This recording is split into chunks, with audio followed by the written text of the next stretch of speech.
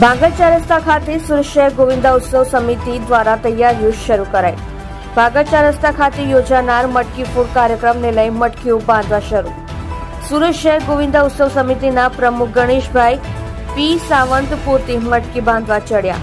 આજે સાંજે 4 કલાકે ભાગળ ચાર રસ્તા ખાતે મટકી ફોડનો ભવ્ય કાર્યક્રમ થશે.